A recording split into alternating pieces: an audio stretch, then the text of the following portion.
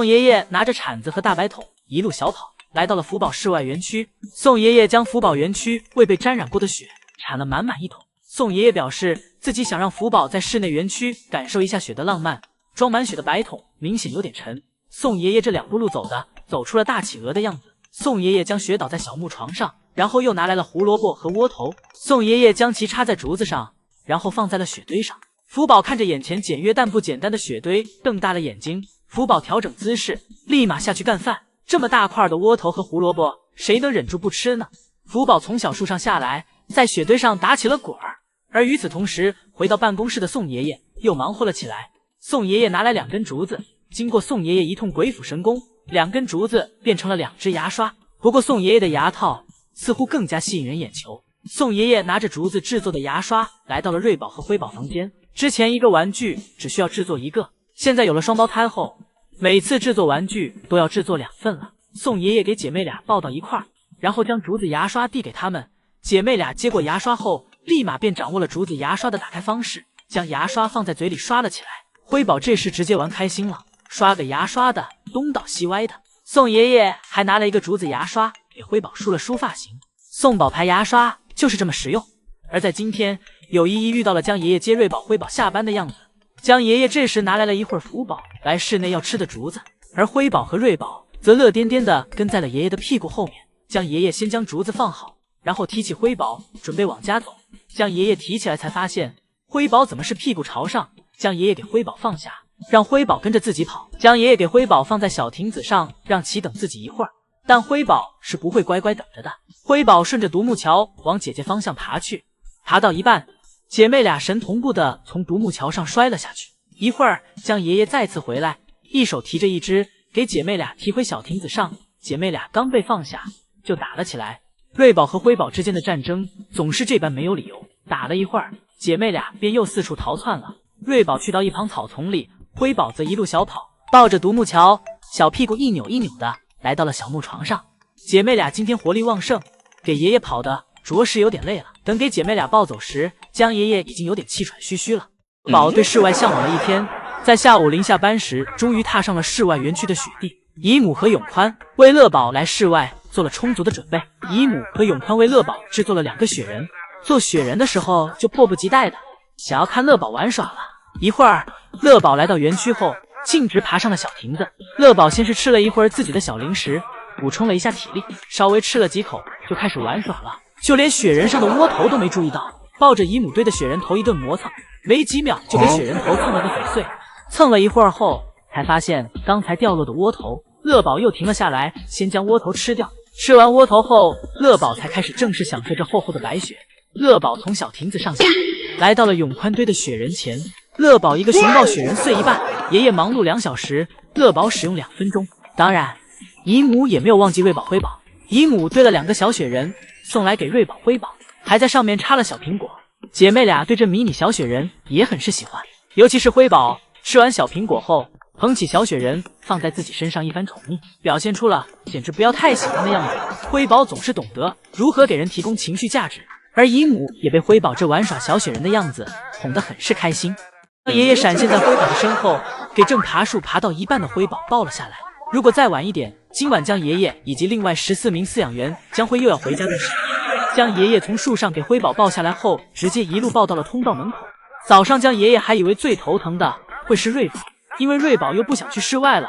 瑞宝感觉自己一个人待在家里很舒服，而且通过观景竹叶的晃动，姨姨们也能看到空调的出风量，这让瑞宝在室内园区待着哪也不想去。但当辉宝出门后，才明白原来辉宝才是最令人头疼的。起初江爷爷只用温柔的话语哄着辉宝，甜蜜的话都偷偷背着瑞宝对辉宝讲了，而辉宝也在爷爷的甜言蜜语攻势下，内心的防线开始松动。辉宝这时小手已经开始下来了，但当要迈出小脚时，辉宝却又收了回去，重新躺了下来。江爷爷眼看空着手来，确实不太能成功，江爷爷便又折返回去给辉宝去拿小零食。当江爷爷第2次赶来时，辉宝就配合很多了，还没等爷爷开始哄辉宝，就开始从树上往下爬了。江爷爷在下面扶着辉宝，防止辉宝掉下来。看到辉宝下来时，又抚摸了一下辉宝，夸辉宝做的真棒。江爷爷一边加油打气辉宝，一边往下爬。就在江爷爷以为就要结束时，揉了揉辉宝，准备转头往回走时，辉宝这里转头又睡下去了。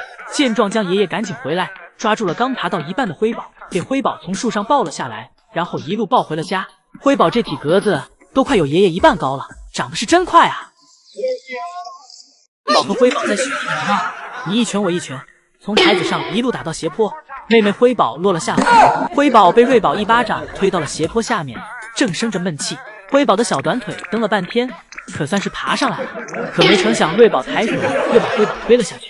有仇必报的辉宝会咽下这口气吗？他慢慢接近小台子，渐渐靠近瑞宝。这难道是要和好如初吗？瑞宝突然拍了辉宝一下，拍完拔腿就溜了。辉宝一愣神，才发现自己又被瑞宝捉弄了，赶紧追了上去。糟糕，瑞宝不小心滑到下面去了，这一下算是有个好机会。辉宝气势汹汹的张开身子就压住了瑞宝，瑞宝连吃了好几个巴掌，辉宝看样子稳居上风了。瞬息间，瑞宝抓到了机会脱困，辉宝想赶上去，却又被姐姐瑞宝不断推下来。瑞宝靠着大长腿，很快就爬了上来，而辉宝的土豆腿在这时候又吃瘪了，爬到一半又溜下去，真的好可爱。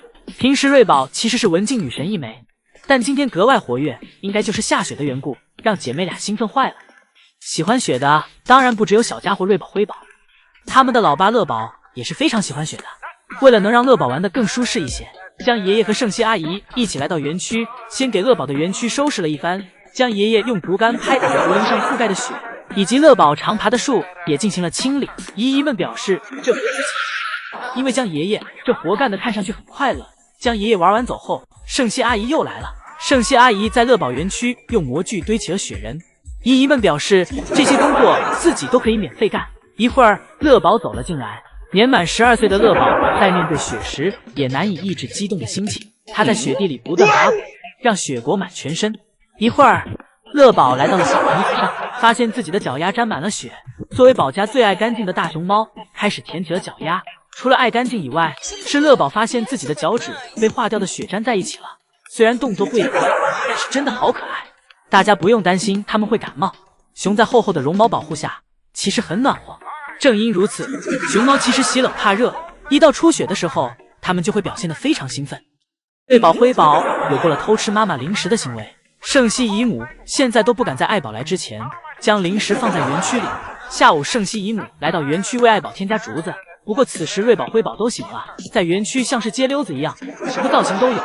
姨母这时先是给爱宝吃剩的旧竹子进行了收拾，辉宝这里就乖乖趴在小亭子上负责监工，仔细盯着姨母打扫卫生，同时再给姨母添乱，问姨母要点小零食。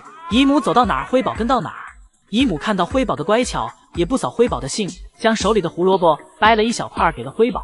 吃到小零食的辉宝更加离不开姨母了，就这样一直跟着姨母，而瑞宝就这样一直在树上看着。瑞宝在密谋着更大的事情。姨母这时打扫完竹子，放下了爱宝的小零食离开。瑞宝这里的计划开始了，看到姨母走了，立马从树上下来，准备去偷妈妈的窝头，但是还没成功，姨母就又走了回来，给窝头带走了。瑞宝的计划落了空，但是姨母并没有亏待瑞宝，转身又回来喂了瑞宝一块胡萝卜。老宋头又来隔壁的蝴蝶馆串门了，想起上次老宋头来蝴蝶馆为福宝借走的那几只蝴蝶，到现在也没还。逛完蝴蝶馆，老宋头回去的路上又偶遇了几根竹子，这大竹子老宋头怎么能忍住不拿呢？直接拿来工具，3两下全部都给其抬起来，带回了宝家。乐宝吃大的，瑞宝、辉宝吃小的。除此之外，老宋头这周还发了自己赌辉宝小瀑布的全过程，这要是让辉宝看了，不得打死老宋头。老宋头除了用木头进行添堵在外围，还又用石头进行了2层，之后又进行了第3层的冰雪覆盖。不过老宋头之所以覆盖上冰雪，是为了让瑞宝、辉宝玩冰雪滑滑梯的。老宋头还特意示范了一下，果然还是宋3岁最会玩。